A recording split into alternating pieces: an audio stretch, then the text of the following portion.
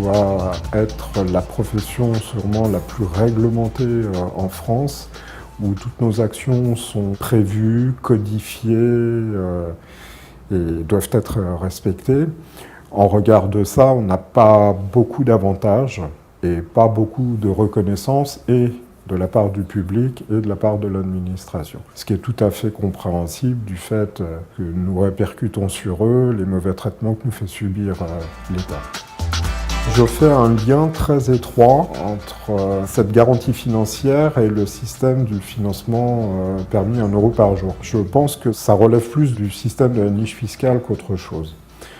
En 2 mots, pour vous expliquer, ce système de permis 1 € par jour est complètement dévoyé aujourd'hui.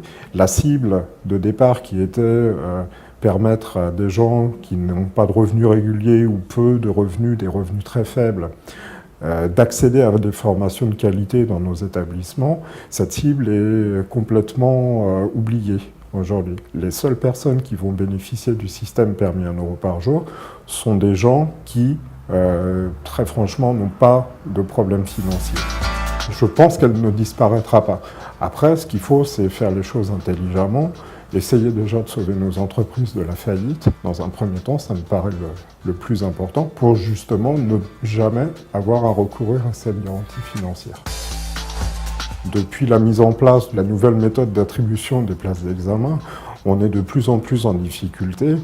Les conséquences qui avaient à l'époque été dénoncées par bon nombre de professionnels, dont l'UNIC, les conséquences, on les a aujourd'hui. Je refuse des clients, c'est-à-dire je refuse du travail, mais en parallèle de ça, je licencie du personnel. Tout simplement pour pouvoir me caler sur la quantité de places d'examen que généreusement l'administration me saupoudre chaque mois. J'ai vu une évolution dans la forme de l'UNIC. C'est un syndicat qui a grossi, qui a de plus en plus d'adhérents.